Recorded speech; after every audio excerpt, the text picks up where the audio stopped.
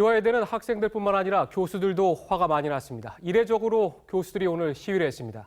그 시위에 주도적으로 참여한 이화여대 교수협의회 김혜숙 공동회장 모셨습니다. 어서 오십시오. 화면에도 조금 전에 뵀는데 좀 단도직입적으로 여쭤보겠습니다. 이화여대가 입학과 학사 관리가 그렇게 부실한 대학이었습니까? 전혀 그렇지 않았습니다. 저희는 입학 관리 그리고 학사 관리를 굉장히 엄정하고 객관적으로 해왔던 학교라고 저희는 알고 있습니다. 그런데 지금 보면은 최순실 씨의 딸 이 정유라 양이 들어온 과정, 또 학점을 또 높게 받은 과정, 학칙을 바꾼 과정 모두가 석연치 않고 학교 측 우연이라고 하는데 이게 어떻게 발생할 수 있었다고 생각을 하십니까? 저희도 거기에 대해서 상당히 충격을 받은 상황이고요. 네. 며칠 전에 그 학교 본부에 설명회를 저희도 들은 바 있습니다. 그래서 거기서 설명이 굉장히 좀 불충분했다고 느끼고 있는 바고요. 그 사실관계는 저희도 좀 조사를 하고 있는 상황입니다. 입학하는 과정에서도 승마 관련 특기생을 좀 뽑고 그리고 저는 무엇보다 좀 또 이해가 안 되는 게 학칙을 바꾸고 이거를 소급 적용했다. 이건 사실 대학이라는 더군다나 이화여대라는 명문대학에서는 이건 좀 상상하기 어려운 그런 일 아닙니까? 네, 그게 2013년 5월에 학과 발의에 의해서 승마 종목이 포함되었던 거로 알고 있습니다. 네. 그러니까는 아주 최근에 발생한 일은 아니고 이미 2년 전, 3년 전이죠. 3년 전에 승마 종목은 포함되기로 된 것이었고, 그다음에 이제 이 학생과 관련한 뭐 여러 가지 학칙 관련 이제 소급 적용 이것은 저희가 그 설명회에서 듣기로는 소급 적용의 경우가 이 학생뿐만 아니라 여럿이 있었다 이렇게 들은 바가 있습니다. 예, 조금 전에 저희 윤수영 기자가 특종으로 보내줬는데 지금 보면은 최순실 씨가 와서 정유라 양의 지도 교수를 모욕을 주고 또 이거를 학장이 당시 지도 교수 좀 바꿔줘야겠다 이렇게 해서 바꿨는데 자 이게 어떻게 좀 학 교수 사회에서 가능한 일입니까? 그리고 이게 총장의 지시가 없이 학장 마음대로 또 할 수가 있는지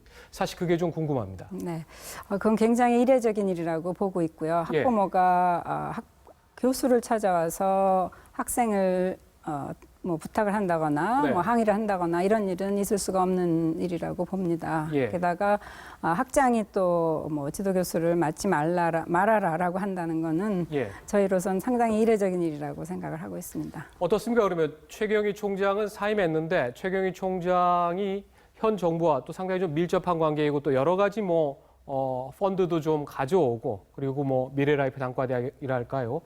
그런 학교를 또 발전시키는데 기여했다라고 본인은 좀 또 얘기를 하는 모양인데 이게 최경희 총장의 책임이 좀 크다고 지금 교수협의회에서는 판단을 하고 있습니까? 아니면 이게 뭔가 최경희 총장이 거역할 수 없는 그런 힘이 있었다. 지금 이렇게 보고 계십니까? 저는 저희가 미라대 사태뿐만 아니라 미라대 이전 여러 가지 그 국책 사업이라든가 교육부 주도의 어떤 사업에 참여한 것은 이화여대 교수님들이 상당한 노력을 기울였고 또 이화여대가 그거를 받을 만한 충분한 역량이 있다고 봅니다. 그래서 이것이 어떤 주고받기, 정치적 주고받기의 일환으로 이루어졌다고는 보지 않는데 그렇다면 도대체 왜 이런 일이 발생했는가 이것은 저희로서도 굉장히 많은 사람들이 가지고 있는 의문점이고요. 이것이 진상이 정확하게 밝혀진 뒤에 저희가 잘 알게 되지 않을까 이런 희망을 가지고 있습니다.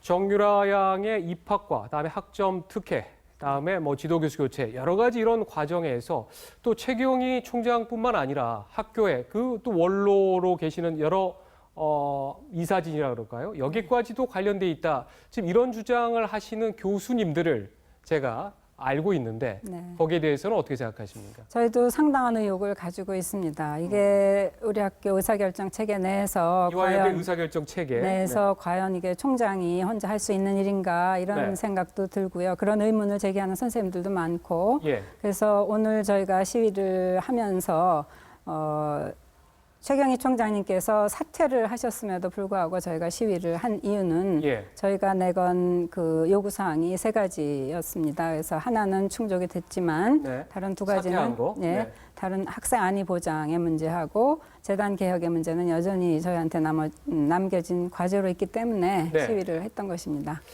이화여대를 졸업하고 또 모교 교수가 돼서 상당히 뭐랄까요? 또 자부심을 갖고 교수 생활을 하신 걸로 알고 있는데 네. 최근 이런 사태에 대해서 교수님을 포함해서 다른 교수들이 느끼는 그런 건 어떤 겁니까? 굉장히 복잡한 감정이라고 저는 생각을 합니다. 이게 그 프라이드의 손상이라고 네. 하는 것, 그리고 일종의 모욕감, 그 지금 몇몇 교수님들에 의해서 이루어진 학사 부정 행위 예. 같은 학사 부정이라고 표현하셨습니다. 예, 학사 부정 행위 같은 행위들은 상당한 그 모욕을 주는 거고요. 학생뿐만 아니라 교수들에게 모욕을 줬다고 생각을 하고요. 네. 그러한 종류의 이 교수들이 저는 30년이 됐습니다만 거의 돼갑니다만은 그런 그 감정은 굉장히 복합적 감정이라고 생각을 합니다. 굉장한 허탈감. 이제 정유라 양 그 사태 말고 미래라이프 단과대학 관련해서는 지금 이대 말고 이대 바깥에서 보는 그런 좀 관점은 좀 어렵게 고등학교만 졸업해서 또 직장 생활을 하다가 건강과 미용 또 의료에 관련된 사람, 보건과 관련된 사람들이 이대에 들어가서 공부를 하려고 하는데 이걸 이렇게 막는 것은 뭔가 좀 너무 순혈주의적이고 그리고 또 공부에만 좀 사회는 이렇게 변화하고 있는데 그렇게 해서 이런 사태가 좀 시대 흐름에 조금 역행하는 거 아니냐 이런 지적도 있는데 거기에 대해서는 이대 안에서는 어떻게 생각합니까? 그런 지적이 충분히 있을 수 있다고 생각을 하는데 문제는 그 트랙을 어떻게 주느냐였습니다. 그러니까 단과대학을 설립해서 그런 분들에게 교육의 기회를 확대하는 것이 좋을 것인가.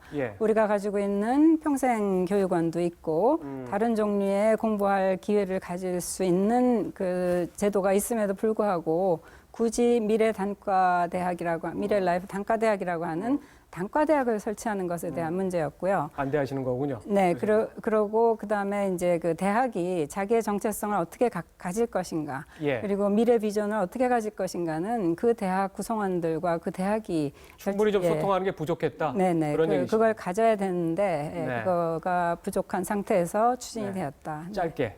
자, 교수협회에서는 앞으로 계획이 어떻습니까?